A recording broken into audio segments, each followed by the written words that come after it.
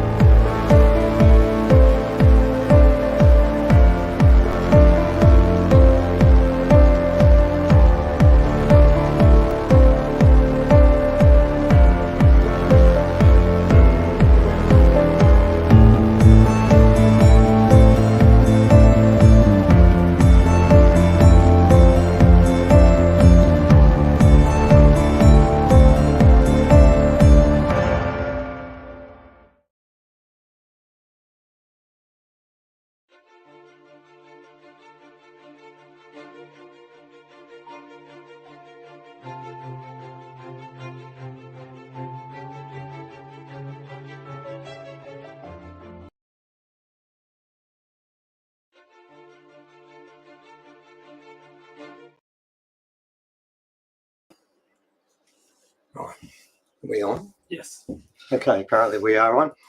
Good afternoon, ladies and gentlemen, or good evening in other places, isn't it? It varies. Yeah, it could be morning, afternoon, evening, Night.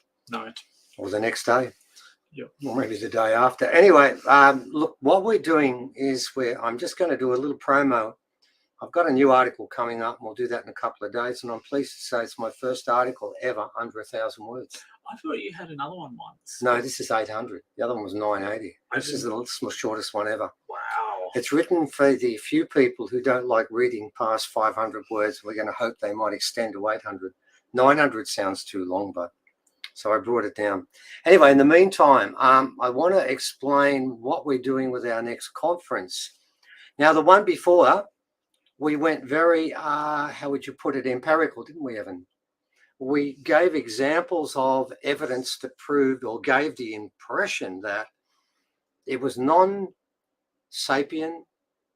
non-hominid, but off-world.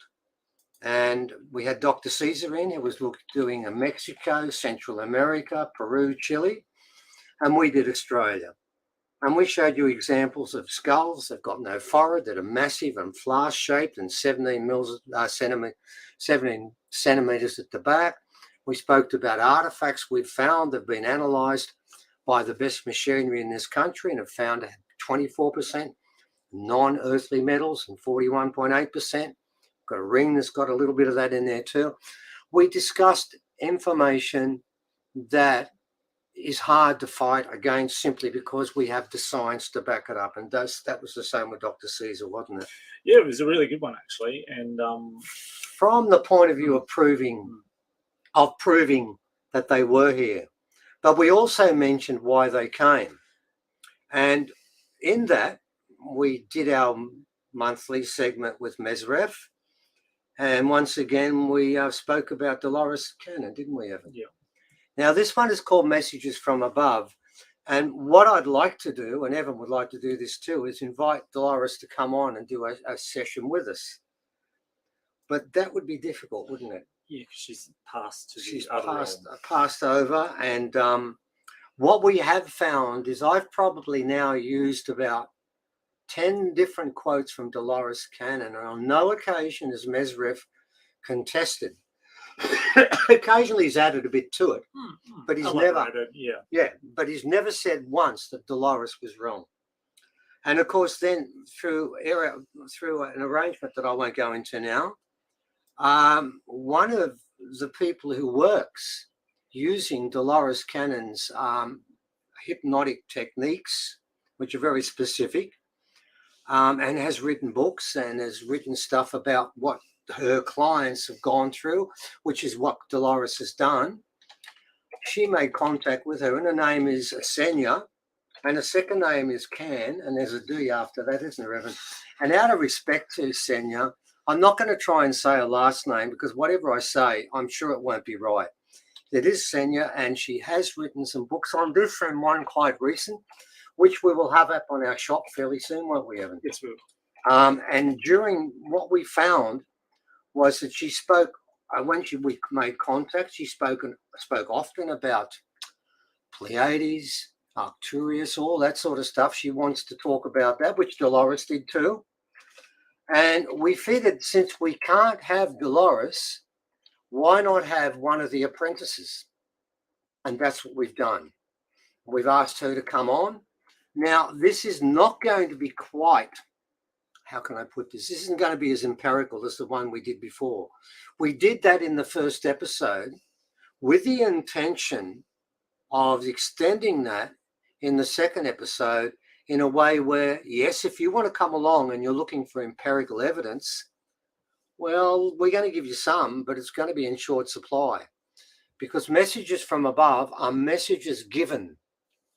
Now, whether it's this lady who's working through this form of hypnosis that Dolores is working through and which our Mesref has validated, or whether it's us talking about different things, messages we've been given through Mesref, which we're going to do there also, you can listen to that and say, this is a load of rubbish. And that's you're entitled to do so because this time around, we don't have a lot in the way of empirical evidence, but there's two parts to this equation.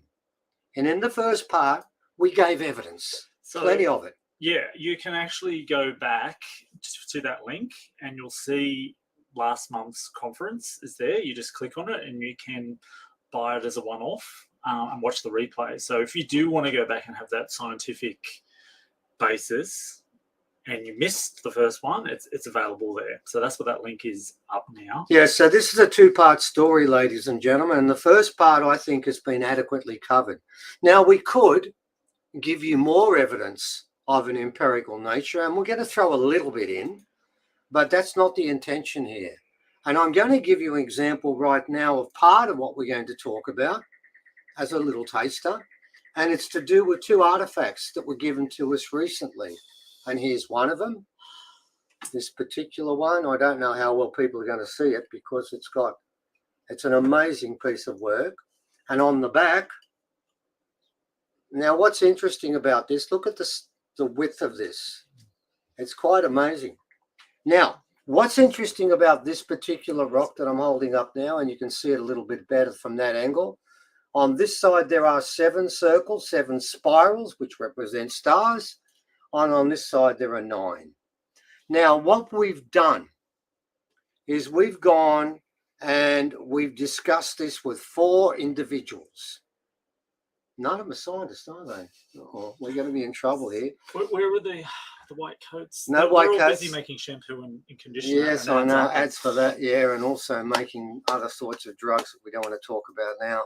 Now, first of all, we showed these 2 articles here to Arnie Trudy Roberts. And Evan and I was saying recently, around our way, there are 2 what we consider really 4.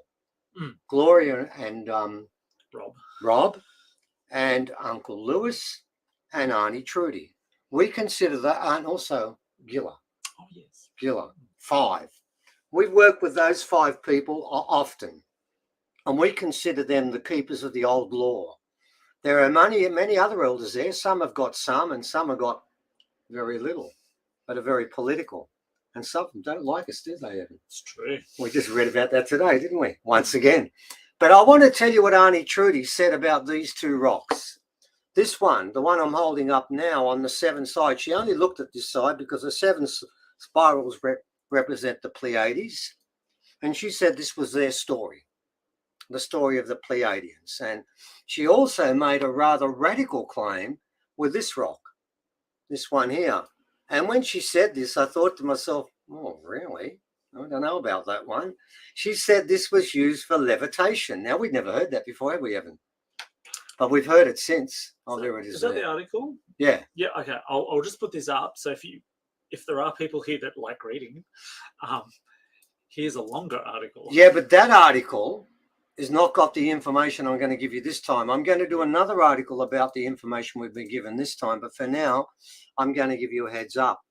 Now, that's what Arnie Trudy said. One is about the Pleiades, which didn't surprise us because we knew that anyway. And the other one about the levitation, well, that did surprise us. Then next up, what we did was we went to our resident psychic, which is going to really please the scientists in our group. And we don't make apologies for this, because whenever we went on the country, we took a psychic with us.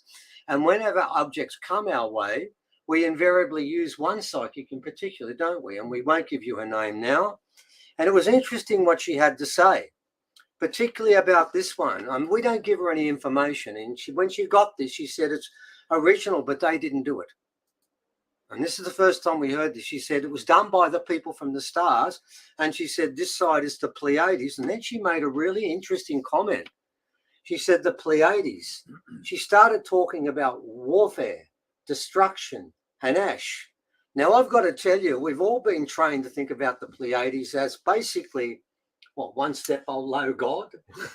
Yes. All love and light. And we've heard, and we've got many people linked in with the Pleiades. And all they want to tell you is how evolved, how divine, how enlightened they are.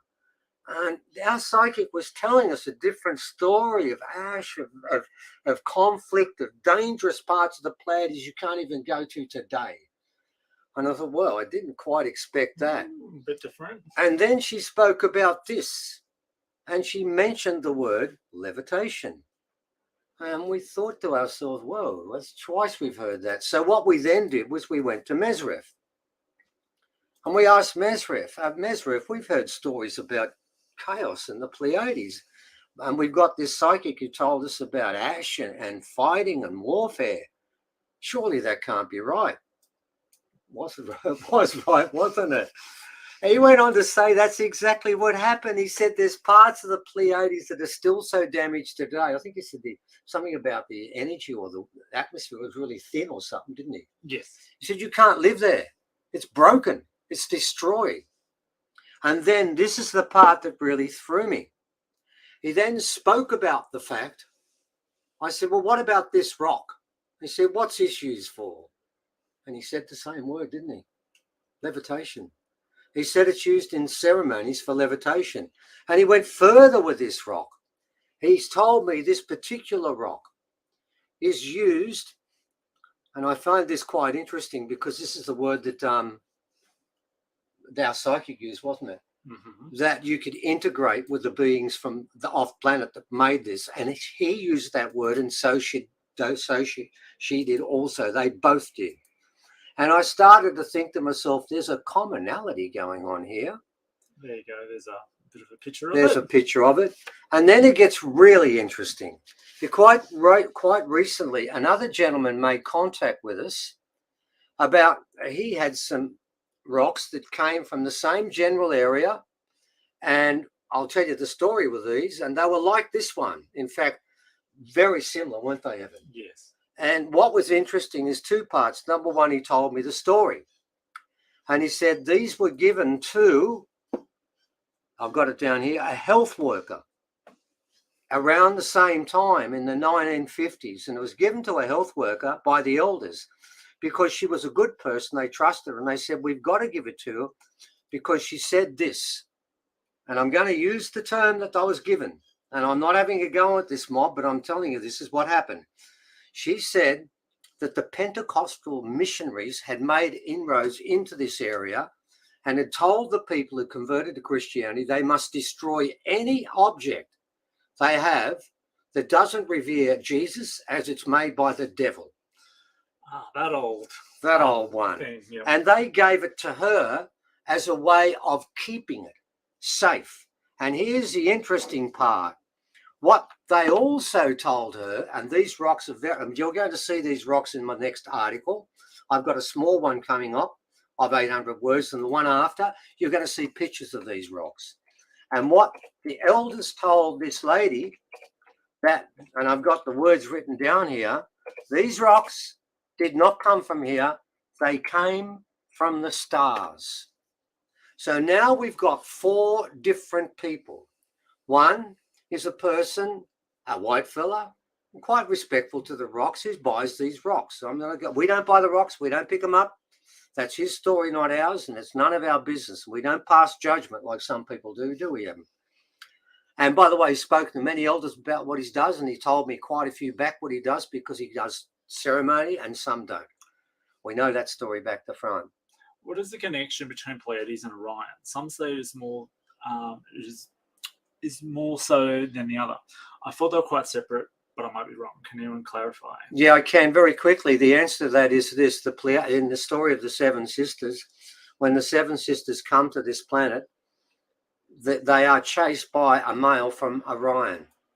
And when the Seven Sisters land in Australia, so does Orion. And then they make their way across the countryside and he's chasing them. Sometimes he is just a spurned lover. Sometimes he's a rapist. That's the only part of the narrative that varies.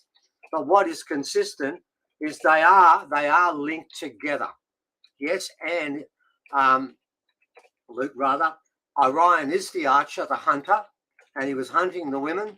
He did catch two at one stage, didn't he? Mm-hmm. But the older sister, the really strong sister, she got him back. It varies from place to place, but they are linked together in answering that. So what we have here, ladies and gentlemen, is we have Auntie Trudy, one of the great law keepers we've met anywhere, not just here, one of the best anywhere. Our best psychic by a long way, never been wrong yet. We've got Mesref, and then this other gentleman we've never met before that tells me that the rocks he's got come from the stars. So what we have is a message from above, from Trudy, from our psychic, from Mesref, and from this other gentleman whose name I won't use, because if I put his name up and give his email address, he will be attacked, won't he, Evan? Big time. And I did tell him, do you want to go through what we went through? He said, oh, no, I don't want that. So we are going to put up, and we'll tell you that all these rocks come from the middle. I'm not saying more than that because that's all that's needed for now. I am also saying, if you go to the article that Evan put up earlier, that 4 of the rocks that we put up are not from the stars. They do not show the refinement and sophistication and technology way above stick, stone and bone. The other 4 do show stick, stone and bone, and I've already arranged through an intermediary, and an elder has put up his hand and made it clear he's going to take those rocks. And I've been told I can no longer show them or talk about them, and I will not. I'll just say they're going somewhere else. So when it comes to the 7 sisters from the Pleiades, you've got Orion and you've got the Pleiades together. But as we've now found out, don't think that the Pleiadians were always some type of divine evolved beings. What Mesref said is they did all the horrible things we did, didn't they? Yep. He said, we're all no different. None of us are perfect. So there is no difference there. So ladies and gentlemen, we're going to be talking about more of the messages from above, and I'm going to be focusing a lot on our first book, and we're going to be discussing some of the things that Mesref has said in relation to here. And then we're also going to be talking some more about these rocks, and another one I'm going to talk some more about, and the story that rock was given to us by Kano, wasn't it? And that's a story about people from the stars again. So what we're going to be doing this time around is looking more at and I love the word myths, because when you put the word myth into anything, do you know what that means, Evan? Yeah. Like we read today, like we read about us today, didn't we? Oh, yes. Yes. Yes. Actually, today, there's an article up recently about us and Slater. And in the article, they rip into me and say that I'm a very good marketeer, aren't I? But also that I'm channeling Slater. Wow, you've got some multiple skills there. And here's the point. Not once ever, anywhere, has Evan or I ever said we're channeling Slater.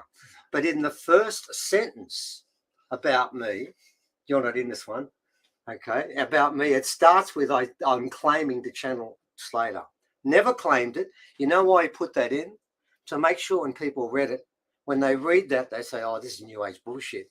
And therefore, they're already ready, predisposed to listen to his story about this so-called good marketeer. That's apparently what I am at the moment. I don't channel Slater. And if I was a marketeer, would be a bit richer than we are, wouldn't we, Evan? Which, ask him, he's shit poor. So I don't think I'm doing a good job on that level either. I don't channel, and we aren't making much. If we were making money, why are we making this free?